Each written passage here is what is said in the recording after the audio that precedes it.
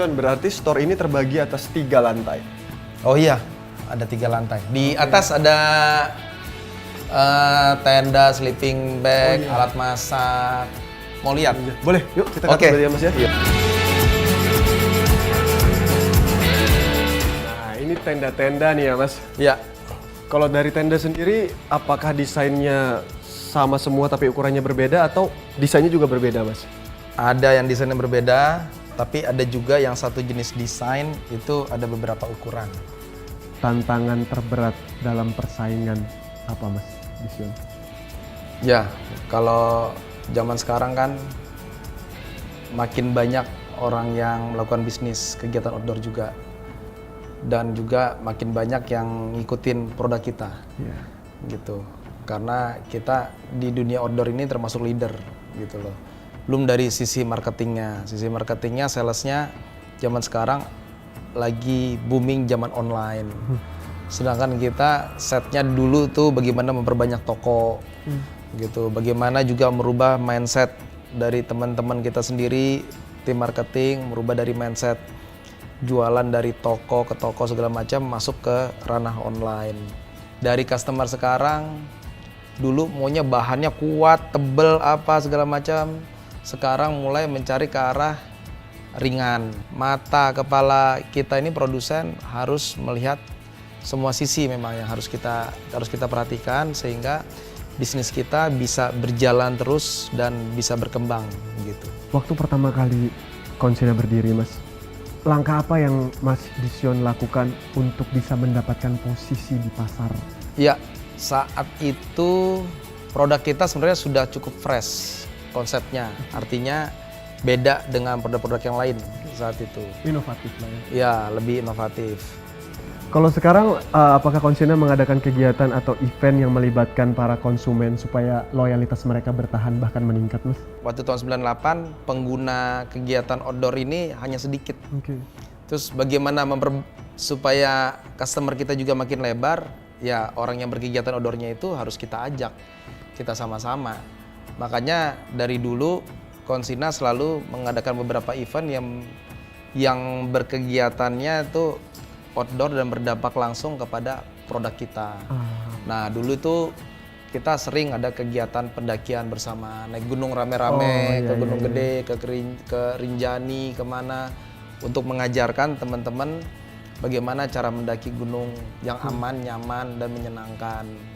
Ya, Konsina adalah yang pertama menggelar kegiatan outdoor festival atau Indofest. Kemarin kan baru kita adakan di bulan Maret awal kemarin. Oke Mas, saya tertarik nih. Berarti event-event tadi memang meningkatkan loyalitas konsumen bahkan meningkatkan jumlah konsumen. Iya. Nah itu dilihat dari parameter apa Mas? Tapi jangan dijawab dulu.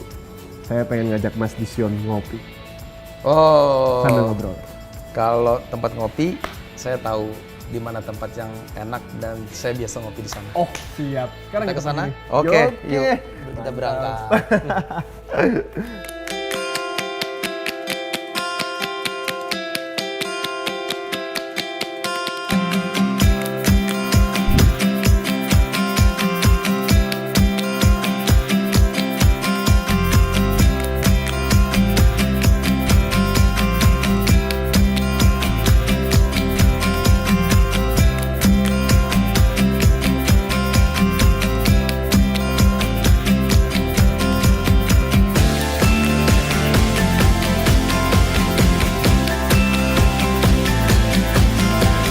Berapa lama nih Mas tahu tempat ini? Oh, tempat ini kepunyaan saya sendiri. Punya Mas Dision. Iya, betul. Toraja Coffee House sebagai salah satu bisnis dari seorang Dision Toba. Iya. Kan, makanya saya ajak ke sini. Oke Mas, jangan-jangan ada bisnis lain nih selain Konsina dan Toraja Coffee House nih. Masih ada lagi yang lain. Mantap. Kalau gitu kita ngobrol lagi Mas. Ayo. Toraja Coffee House itu didirikan tahun berapa?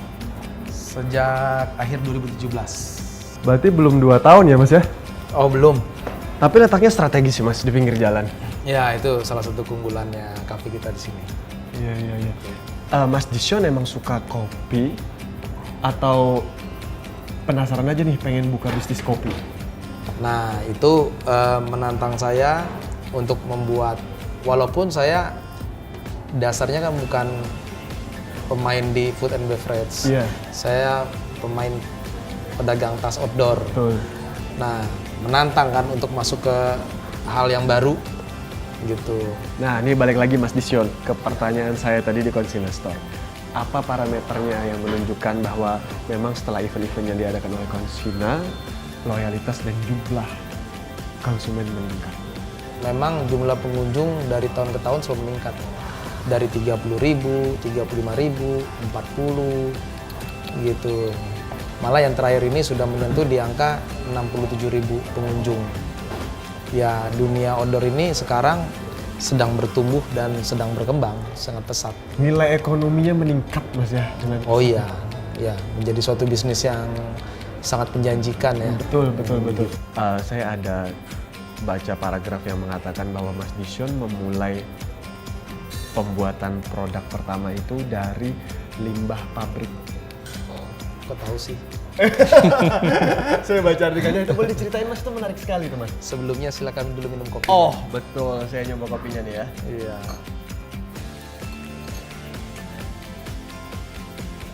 Memang kita dulu menggunakan limbah awal, seperti yang saya bilang. Saya waktu itu masih kuliah. Saya bingung memulainya dari mana. Kemudian karena standarnya kita mengikuti produk luar, dan saya tahu di daerah Cakung itu ada pabrik yang memproduksi merek-merek luar. Hampir mungkin 90% merek brand outdoor di seluruh dunia diproduksi di situ. Dan saya ke sana cari limbahnya. Nah, zaman itu saya tanya sama security-nya, limbahnya dibuang kemana? Karena waktu itu kan kawasan berikat, kita nggak boleh beli, nggak boleh masuk, nggak boleh apa. Dikasih tahu, kemudian kerja sama tukang sampahnya, ternyata emang bahan sisanya itu masih lumayan, ada yang semeter, 2 meter, lebar-lebar lah. Cukup saya suruh kumpulkan mereka, kemudian saya beli. Nah, dari saya beli itu, baru saya cari tuh tukang jahitnya tuh, keliling daerah situ. Tukang jahitnya ketemu, di depan rumah kecilnya dia, kiosnya dia pajang tuh tas-tas. Saya lihat kok bikinannya bagus gitu loh. Terus saya kasih juga bahan, contoh bahan yang saya ambil. Dia bikin, karena waktu itu model yang saya beli di Jogja yang banyak yang minta, ikutin persis. Ternyata itu lebih laku. Karena jahitannya memang rapi, bahannya juga itu kan kualitas ekspor ya. Bahan-bahan merek terkenal. Nah itu diproduksi di situ, kemudian laku. Nah sejak saat itu, saya startnya Konsina itu saya rajin mengumpulkan limbah, saya kumpulin. Jadi gitu, awal muasalnya kita dari limbah. Karena itu menarik sekali ya, mungkin banyak banget teman-teman entrepreneur muda yang bingung, aduh modalnya besar, aduh modalnya harus A, harus B, harus C gitu. Dan ternyata Mas Disyon bahkan dengan Konsina yang sebesar ini memulai dari limbah pabrik gitu. Iya, nah itulah yang saya bilang selalu, step awal. Step awal kita yang paling sederhana, yang paling bisa kita lakukan, yang mungkin kita lakukan dengan keterbatasan kita yang ada, yaitu yang kita bikin berbiaya kecil, tetapi kita bisa testing market, testing quality gitu. Jadi sangat banyak lah yang bisa kita kerjakan dengan langkah kecil, modal kecil. Sebenarnya itu sangat dalam. Istilahnya itu kita meletakkan pondasi. Artinya kita berangkat pelan-pelan, tapi kita benar-benar paham apa yang kita lalui. Sejauh ini Konsina juga mengekspor produknya ya Mas, ke luar negeri? Iya, ada ke negara mana aja Mas? Kita selama ini ekspor yang ada tuh ke Singapura, Malaysia gitu. Di Asia Tenggara ini sudah kita ekspor. Kemudian memang ada permintaan besar. Kita sebenarnya dari beberapa tahun lalu sudah permintaan besar ke Spanyol, ke negara-negara Eropa. Tetapi karena ada ya kita lagi concern di pasar domestik lokal. Oke, Mas, ini yang terakhir nih dan nggak kalah penting.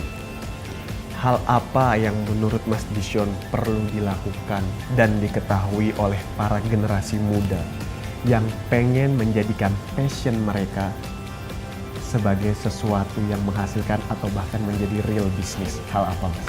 Nah, saya ini hanya salah satu contoh menunjukkan bahwa kita ini bisa mulai dari nol, modal berapapun juga.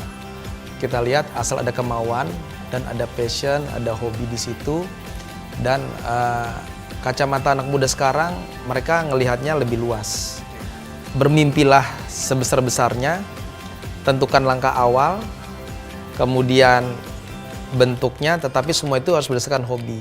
Karena kalau berdasarkan hobi semuanya, berdasarkan passion, itu kita akan ngulik gitu loh. Ini di mana sih kelebihannya, di mana sih kekurangannya, ini caranya gimana. Dan yang saya bilang bahwa selama saya 21 tahun melakukan ini, saya tidak pernah sadar waktu. Karena terlalu happy saya mengerjakannya. Ya, akhirnya saya harapkan ke depan bangsa Indonesia melalui anak mudanya lebih bahagia, lebih sehat, dan juga Indonesia bisa berkembang dengan produk-produk asli dari Indonesia sendiri. Oke Mas Disyon, thank you banget ngobrol-ngobrolnya. Saya merasa sangat terinspirasi. Dan semoga next time kita bisa ketemu lagi. Saya bisa belajar lagi dari pengalaman-pengalaman Mas Disyon. Iya, Thank terima you kasih banget ya, juga Mas. Ya. Halo teman-teman, terima kasih udah nonton video ini. Jangan lupa di subscribe, di komen, di like channel Super Adventure ID. Dan pastinya nyalain loncengnya. Sampai ketemu di Day Rider episode selanjutnya. Bye.